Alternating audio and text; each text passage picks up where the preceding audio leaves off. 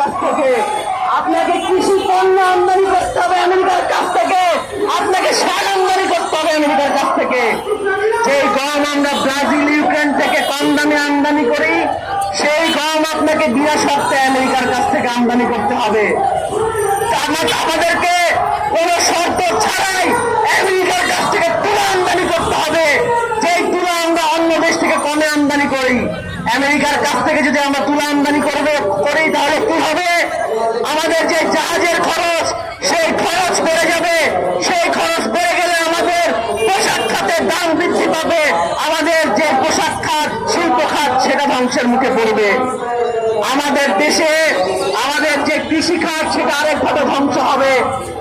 আমাদেরকে কৃষি পণ্যের বাইরেও গরুর মাংস সহ অন্যান্য জিনিস আমেরিকার কাছ থেকে আমদানি করতে হবে।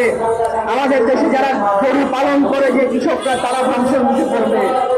এই যে ধ্বংসের একটা চক্রান্ত যারা মিলেমিশে করছেন, তাদের বিরুদ্ধে আমাদের কিন্তু লড়াই জারি থাকবে।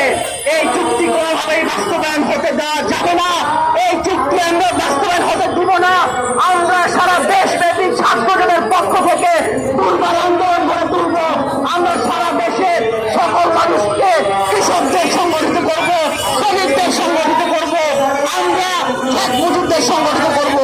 এই চুক্তি যদি বাস্তবায়ন না করে, এই সরকার যদি এই চুক্তি বাস্তবায়ন করতে যায়, তাহলে এই সরকারের বিরুদ্ধে আন্দোলন শুরু হবে। এই সরকার অলরেডি যেই সুরে কথা বলে শুরু করেছে, আমরা মনে করছি এই সরকার আমেরিকান তোষণ নীতিতে আছে।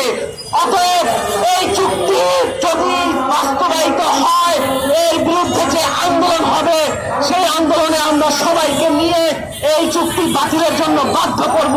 সেই আন্দোলনে আপনারা সবাই থাকবেন, সে আশাবাদ ব্যক্ত করে আমি আমার বক্তব্য শেষ করছি। সকলকে ধন্যবাদ।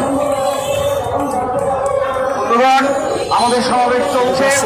আমাদের এই সমাবেশে এখন বক্তব্য রাখবেন সমাজতান্ত্রিক ছাত্র কেন্দ্রীয় কমিটির সভাপতি আমি সালমান সিদ্দিকীকে বক্তব্য রাখার জন্য আহ্বান জানাচ্ছি।